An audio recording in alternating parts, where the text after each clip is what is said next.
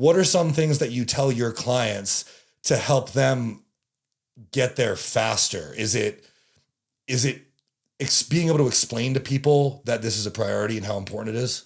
That's definitely one of the first places I start, especially, like I said, we talked about this with significant others as far as the getting on board with coaching, but I have to have this conversation often. Like, one of my biggest things that comes up is they're like, I usually cook with my boyfriend, or my husband makes dinner, or we make dinner together, or like, he doesn't want to eat this stuff. And I was like, does he live in your body? Like, so like, cool. That's great. My significant other and I lived together for 3 years, and I make my own food every night because he doesn't want to eat it. That's fine. That's what I do. It's fine. They can eat whatever they want. Like, that's part of it too. Like, don't push what you're doing on the other people around you either. And another big thing is, so I give my clients in C180, one of our entire modules is on this. And I give them literally like scripted things they can say to people.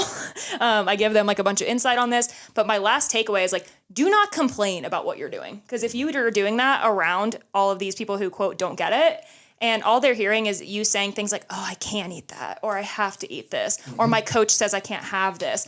Why would they support you and want to help you do this when it sounds like it makes you fucking miserable? Ownership. No. Own it. Yeah. Instead of, I can't have this, I'm choosing not to have this because it makes me feel like shit. Exactly. This gets me further from the goals that matter to me. Yeah. Or it literally, like in a lot of cases when it comes to digestion, it's like, no, I'll literally be on the toilet until my legs go numb. And I don't like that. That's definitely your case. Yeah, it's definitely my case. I have the worst digestion ever. But it's like, it almost comes down to a point where, like, when you drink alcohol, you get hungover, you feel like shit. Yeah. Some things you eat make you feel like shit. Yeah. So don't let people guilt trip you into eating things, whether or not they fuck you up or not.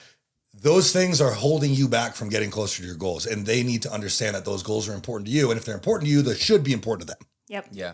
Well, and a lot of people too, like, it goes both ways. Like, a lot of people are going to complain about somebody, this is like perfectly to your point. Like, they're going to complain about somebody giving them a hard time about all of this. It's like, well, did you set clear expectations with them that this is who the fuck you are?